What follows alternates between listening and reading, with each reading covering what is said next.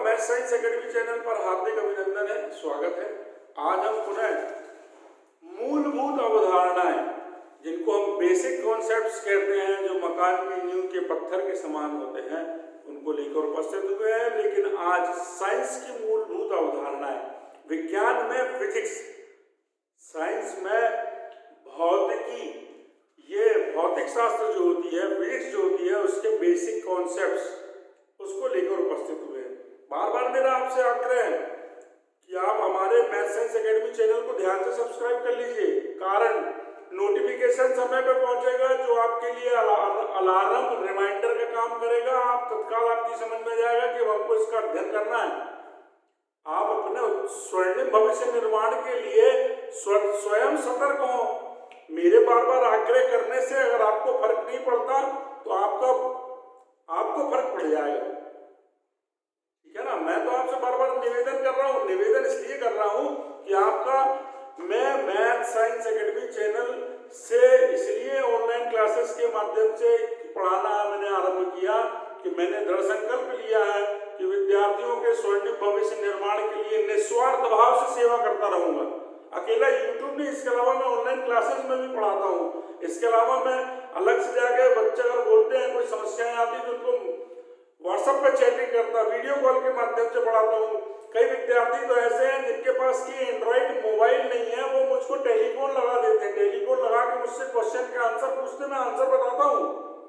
और उनको वो इतने ब्रिलियंट स्टूडेंट है कि मैं उनको टेलीफोन कीपैड मोबाइल पर मेरे द्वारा बोले गए शब्दों और सूत्रों को वो अपनी कॉपी में लिख लेते हैं, कारण कि वो उनके बेसिक कॉन्सेप्ट्स बहुत ज्यादा क्लियर है। यही चीजें अगर आप समझ होंगी तो आपके लिए मोबाइल की जरूरत नहीं है, आपका तो दिमागी मोबाइल से ज्यादा तेज हो जाएगा, कंप्यूटराइज्ड हो जाएगा। तो आप सोच लीजिए कि मैं ऑनलाइन क्लास पढ़ा रहा हूँ, मैं आपको यूट्यूब के माध्यम से पढ़ा रहा हूँ, फेसबुक इंस्टाग्राम पर हूँ, मैं व्हाट्सएप कॉल से पढ़ा रहा हूँ। जिसको जिस विधि से मुझसे अध्ययन करना है वो कर सकता है, ये मैंने सुविधा दे के रखी है। तो आपसे मेरा बार बार आग्रह है कि आप अपने समय का सदुपयोग करें, अनुशासन में रहते हुए सर्वश्रेष्ठ और सर्वोच्च शिखर पर यदि आपने प्रण किया है कि आसीन होना है, सफलता आपके हमेशा कदम चूमे, ये आप सोच के बैठे हैं, तो तत्काल हमारे मैथ साइंस एकेडमी चैनल को सब्सक्राइब कर लीजिए। मूलभूत अवधारणाओं की बात है, वो मैं बार बार बता चुका हूँ कि बेसिक कॉन्सेप्ट्स का मतलब होता है नींव के पत्थर। यदि आपकी नींव मजबूत है तो आपकी बिल्डिंग भी मजबूत है। इसलिए कहा जाता है कि प्राइमरी कक्षाओं में जो विद्यार्थी हैं उनको इतना परिपक्व कर देना चाहिए कि जब वो बड़ी उच्च कक्षाओं में जाए, मिडिल, हाई, हायर सेकेंडरी में, तो 25 तक का पहाड़ा बनता हो, एक एक चीज की जानकारी हो। विदेशों में प्राइमरी स्कूल में पढ़ाने वाले शिक्षकों को अधिक वेतन मिलता है और उच्चतम कक्षाओं में पढ़ाने वाले शिक्षकों को कम वेतन मिलता है, कारण जो यूकेजी, एलकेजी, अपर केजी, पहली, दूसरी, तीसरी, चौथी, पांचवी पढ़ाते हैं, वो शिक्षक अधिक मेहनत करते हैं, वो विद्यार्थी का भविष्य निर्माण करने के लिए उनकी नींव मजबूत करते हैं। इसलिए विदेशों में प्राइमरी टीचर्स की सैलरी यानी वेतन ज्यादा होता है, और जो बड़ी पढ़ाते हैं, बड़ी कक्षाओं में, उनका वेतन कम होता है, कारण वो आए, उन्होंने लेक्चर दिया और चले गए। प्राइमरी वाले टीचर को तो एक एक बच्चे को पकड़ पकड़ के अपने हाथ से लिखाना पड़ता है, 2 लाइन कॉपी में हिंदी, 4 लाइन कॉपी में अंग्रेजी, स्लेट में अलग से। सोचिए आप, यही चीजें अगर आपके बेसिक कॉन्सेप्ट्स मान लीजिए भूल से कम हो गए हो, ना पढ़ पाए हो या छूट गए हो, तो उनका आप अध्ययन कर लीजिए। अब तो आप उच्च से उच्चतम कक्षाओं में जा रहे हो। मैंने कहा ये जीवन पर्यंत काम आने वाली वस्तु है, यानी ज्ञान अक्षय निधि है, जिसका क्षरण नहीं होता, चोरी नहीं होती। आप जब तक जीवित हैं तब तक आपके साथ है, आपको मिले और आप दूसरों को भी बांटो, पुण्य अर्जित करें। शुरुआत करते हैं हम। तरंग गति, तरंगों का किसी माध्यम में चलना तरंग गति कहलाता है। तरंगें जो होती हैं, हमेशा ध्यान रखना, 2 प्रकार की होती है, यांत्रिक और विद्युत चुंबकीय मूल रूप से। फिर तो तरंगे अनुदैर्ध्य, अनुप्रस्थ, प्रगामी या प्रगामी, बहुत सी बोलना है। मूल रूप से तरंगे दो प्रकार की होती, यांत्रिक और अनुदैर्ध्य तरंग। यंत्र से उत्पन्न की हुई तरंग यांत्रिक तरंग कहलाती, जीव से उत्पन्न हुई तरंग ध्वनि तरंग यांत्रिक तरंग कहलाती है। और जो प्रकाश आ रहा है सूर्य से आता है पृथ्वी तक, वो विद्युत चुंबकीय तरंग है। उसमें विद्युत और चुंबकीय क्षेत्र होता है। वो 3 प्रकार के कणों से मिलकर बनी होती है, अल्फा घन, बीटा ऋण और गामा आवेश रहित कण। वो विद्युत और चुंबकीय क्षेत्र में आकर्षित विकर्षित होती है। उनका वेग 3 लाख किलोमीटर प्रति सेकंड होता है, जबकि यांत्रिक तरंग का वेग 330 मीटर प्रति सेकंड होता है। यानी 1 सेकंड में ध्वनि यांत्रिक तरंग सिर्फ 330 मीटर चलती है, और प्रकाश जो सूर्य से चल रहा है वो 1 सेकंड में 3 लाख किलोमीटर प्रति सेकंड यानी 3 लाख किलोमीटर चलता है। यही कारण है कि बरसात के दिनों में जब बिजली कड़कती है तो पहले दिखाई देती है, बाद में हमको बादलों की गड़गड़ाहट, आपस में टकराने की आवाज सुनाई देती है। कारण कि बिजली यानी प्रकाश का वेग जो चमकती है ना, कौंधती है, वो प्रकाश का वेग ज्यादा होता है तो वो जल्दी से हमारे पास पहुंच जाती है, दिख जाती है। ध्वनि का वेग कम होता तो उसको समय लगता है आने में। तो ये होती है 2 तरंगे, यांत्रिक और विद्युत चुंबकीय तरंगे मूल रूप से। अब इन्हीं तरंगों में जो हमने अंतर बताया, तो ये तरंगे क्या है? यांत्रिक तरंगे निर्वात में नहीं चल सकती, विद्युत चुंबकीय तरंगे निर्वात में गमन कर सकती हैं। अगर कांच के किसी बंद कमरे में सब तरफ से बंद हो और आप अंदर चिल्लाते रह जाओगे तो बाहर आवाज नहीं जाएगी, यानी निर्वात में ध्वनि तरंग गमन नहीं करती। विद्युत चुंबकीय तरंग निर्वात में गमन करती है। इन चीजों को ध्यान रखना, बीच में भी एक दो जगह और काम आएगा यांत्रिक और विद्युत चुंबकीय का। तो अनुप्रस्थ अनुदैर्ध्य प्रगामी अप्रगामी तो अलग चीज है, यांत्रिक और विद्युत चुंबकीय तरंग के बारे में अच्छे से जानकारी होना चाहिए। जो ध्वनि तरंग होती है उसको चलने के लिए माध्यम की आवश्यकता होती है। विद्युत चुंबकीय तरंग यानी जो प्रकाश है उसको चलने के लिए माध्यम की आवश्यकता नहीं होती। फिर सुनिएगा, ध्वनि तरंग यानी यांत्रिक तरंग को चलने के लिए एक स्थान से दूसरे स्थान तक जाने के लिए, जिसे हम संचरण कहते हैं, तो ध्वनि का संचरण करने के लिए उसे माध्यम की आवश्यकता होती है, लंगड़ी होती है। जबकि विद्युत चुंबकीय तरंगों को चलने के लिए माध्यम की आवश्यकता नहीं होती। ध्वनि तरंग कैसे चलती है?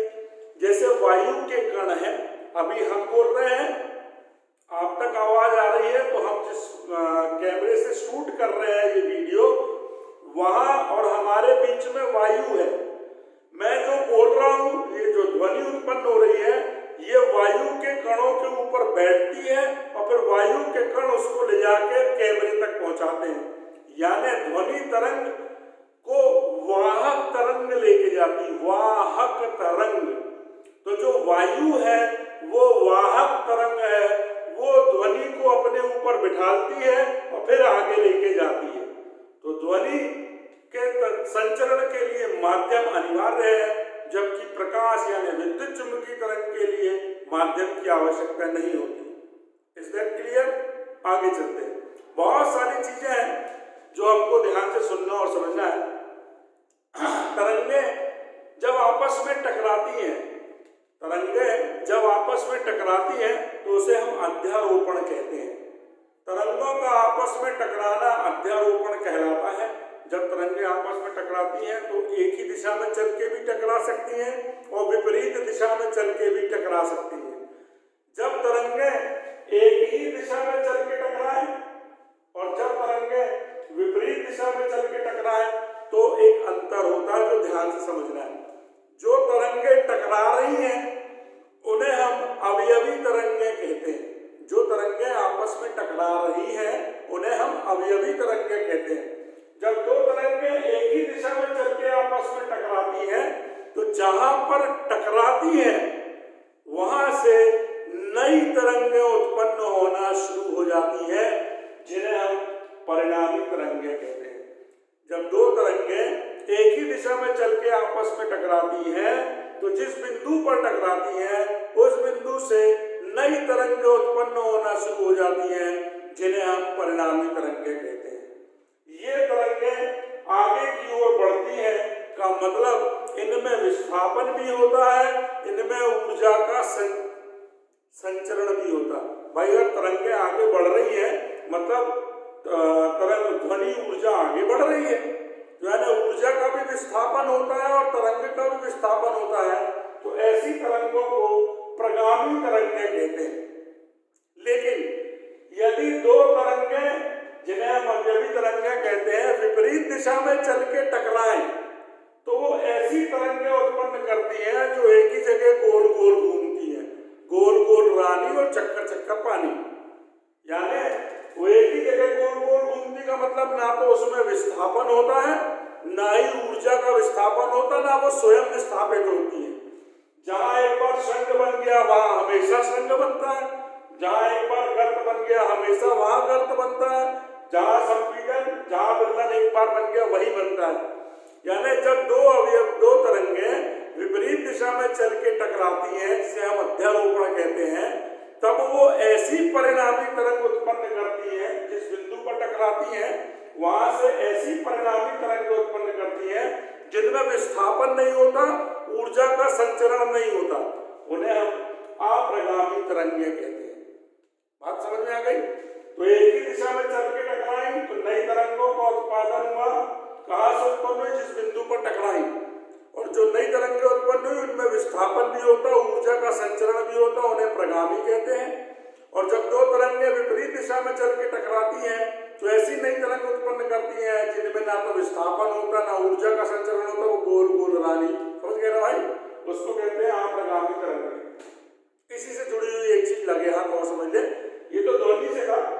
चूंकि ध्वनि और प्रकाश दोनों ही तरंगों के रूप में गमन करता है, चूंकि ध्वनि और प्रकाश दोनों ही तरंगों के रूप में गमन करती है, इसलिए अध्यारोपण और व्यतिकरण ये जो दो घटनाएं हैं ये तरंगों के कारण प्रकाश में भी लगती है और ध्वनि में भी लगती है। अब ध्यान देना, यदि दो तरंगें जिनकी तीव्रता I1 और I2 है, ये खासकर प्रकाश के लिए आवश्यक है, ध्वनि में पढ़ने की जरूरत नहीं, प्रकाश में लेकिन पढ़ने की बहुत जरूरत है। यदि दो तरंगें जिनकी तीव्रता I1 I2 है एक ही दिशा में चल के आपस में टकरा रही है, यदि दो तरंगें जिनकी तीव्रता I1 और I2 है एक ही दिशा में चल के टकरा रही है, तो ये जहां टकराएंगी वहां से नई तरंगें उत्पन्न करेंगी जिन्हें परिणामी तरंगें कहते हैं। मान लीजिए परिणामी तरंग की तीव्रता I है, तो यदि परिणामी तरंग की तीव्रता अवयवी तरंगों की तीव्रता के जोड़ से बराबर हो या ज्यादा हो तो ऐसा व्यतिकरण रचनात्मक या समपोषी व्यतिकरण कहलाता है। यानी उत्पन्न होने वाली तरंगें परिणामी तरंगों की तीव्रता अवयवी तरंगों की तीव्रता के जोड़ से बराबर हो या ज्यादा हो तो वो अच्छा वाला व्यतिकरण रचनात्मक समपोषी व्यतिकरण कहलाता है। और यदि परिणामी तरंगों का तीव्रता अवयवी तरंगों की तीव्रताओं के जोड़ से कम है तो वो विनाशी व्यतिकरण मतलब खराब वाला व्यतिकरण कहलाता है। तो ये व्यतिकरण के दो प्रकार हैं, आपको व्यतिकरण को ईमानदारी से समझना तो ये है, यदि समान गुणधर्म की दो तरंगें एक ही दिशा में चलकर आपस में टकराती हैं, अभी तो हमने तीव्रता अलग अलग बताई I1 I2 ये समझाने के लिए, लेकिन व्यतिकरण की मूल रूप से क्या परिभाषा है? यदि समान गुणधर्म की मतलब जिनकी आवृत्ति आयाम सब चीज समान, यदि समान गुणधर्म की दो तरंगें एक ही दिशा में चलकर आपस में टकराती हैं तो उनकी तीव्रता में होने वाला परिवर्तन व्यतिकरण कहलाता है।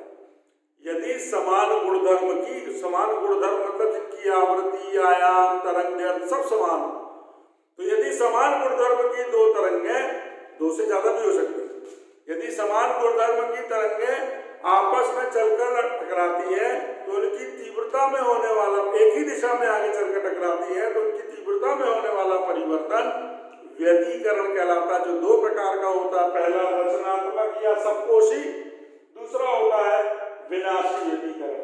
ठीक है, अब अपन ने ये प्रगामी अप्रगामी तरंगों का अध्ययन पर व्यतिकरण पढ़ लिया। अब दोलन या कंपन, ये चार मुक्त अवमंदित प्रणोदित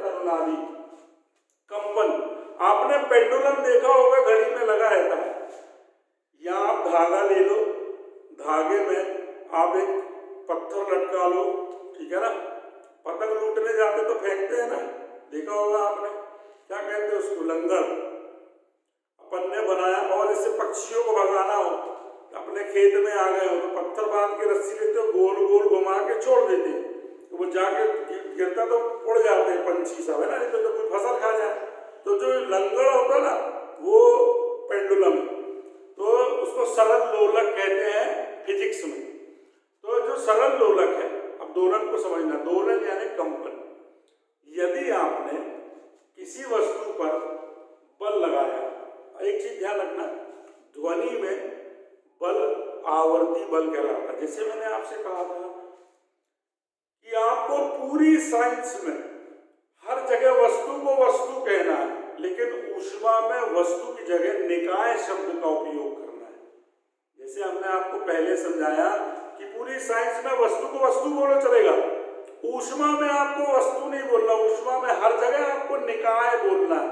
वैसे ही यहाँ पर आपको ध्यान रखना है, दोलन कंपन जब ध्वनि पढ़ रहे हैं आप, तो ध्वनि में बहुत मूल बात का ध्यान रखना है। अपन आते हैं मुक्त, अवमंदित, प्रणोदित, अनुनादी क्या होता है। आवर्ती बल लगाया जाता है यहाँ पर। बल यानी वह बाह्य कारक जो वस्तु की स्थिति या अवस्था बदल दे। जैसे हम खड़े हैं, ये लगाया बल, हिल गए, तो ये जो है ये बाहर है, इसने बल लगा के हिलाया, तो वह बाह्य कारक जो वस्तु की स्थिति को बदल देता है उसे हम बल कहते हैं। हाथ से लगाया, हम मांसपेशी बल कहलाए गए, है ना। ध्वनि में जो बल लगाया जाता है उसको आवर्ती बल कहते हैं। एक बार नहीं मारते, टक टक 2 बार। कैसा? जब भी बल लगाते हैं तो उसे आवर्ती बल कहते हैं। ध्वनि में आवर्ती बल लगाया जाता है। आवर्त यानी दोहराना, किसी चीज को रिपीट करने को हम कहते हैं आवर्त। तो ध्वनि में आवर्ती बल लगाया जाता, मतलब आप एक बार ऐसे बल नहीं लगाओगे। कैसे लगाओगे? टक टक, समझ गए? टक टक, ठीक है ना। तो आवर्ती बल लगाया जाता है। तो यदि हमने किसी वस्तु पर आवर्ती बल लगाया और वस्तु दोलन करने लगी, और वो दोलन करने लगी धीरे धीरे, अब सोचो आप जरा, मान लो आपने यहाँ टांग दिया, जैसे हम यहाँ पढ़ा रहे हैं, वस्तु दोलन कर रही है ऐसे ऐसे ऐसे ऐसे, धीरे धीरे धीरे धीरे, कुछ समय बाद वो रुक जाएगी। क्यों रुक जाएगी? क्योंकि आजू बाजू में आसपास सराउंडिंग जो है, जो आसपास का वातावरण है, माध्यम है, उधर वायु है।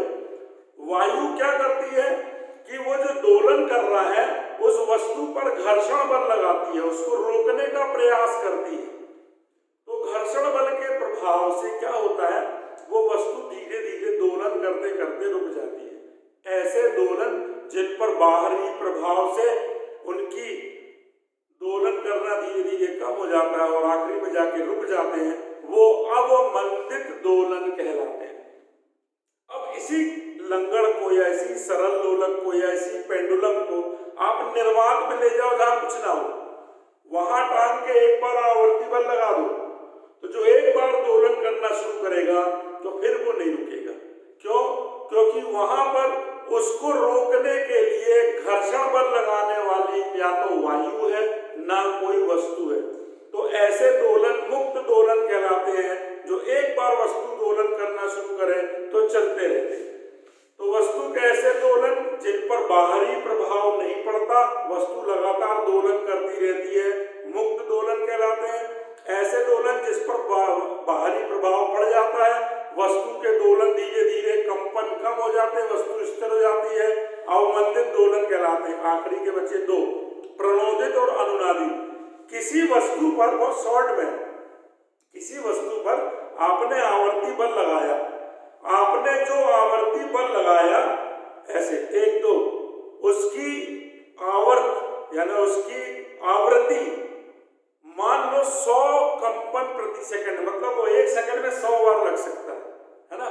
तो आपने लगाया गया बल जो है उसकी आवृत्ति 100 कंपन प्रति सेकंड है या 100 हर्ट्ज है, और वस्तु पर जब लगाया और वस्तु हिलना शुरू की और उसकी आवृत्ति 50 ही है या 40 है या 30 है या 60 है, यानी लगाए गए आवृत्ति बल से वस्तु के कंपन करने की आवृत्ति यदि कम है उसे प्रणोदित दोलन कहते हैं। फिर सुन लीजिएगा, यदि किसी वस्तु पर हमने आवर्ती बल लगाया और वस्तु कंपन करने लगी और वस्तु का दोलन करने की आवृत्ति कम है, कौन से लगाए गए बल की आवृत्ति से कम आवृत्ति है उसकी, तो वो प्रणोदित दोलन।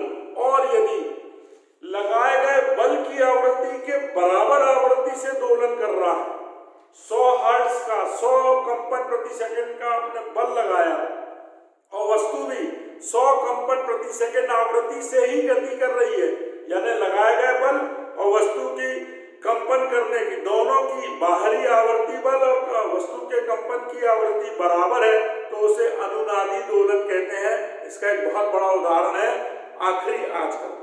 क्या, जब सैनिक किसी पुल पर चलते हैं तो उनसे सैनिक कैसे चलते हैं मालूम है ना आपको?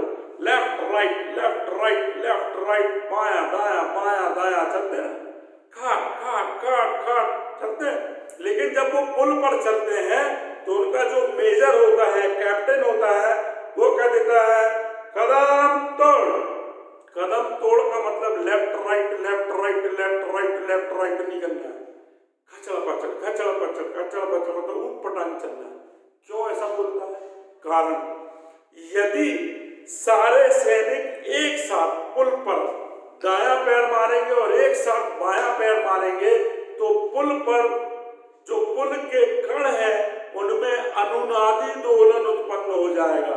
मतलब जितनी जोर से सैनिक बल लगा रहे हैं उतनी ही जोर से पुल के कण कंपन करने लगेंगे तो पुल टूट जाएगा और सैनिक जो लड़ने जा रहे थे वो, समझ गए ना?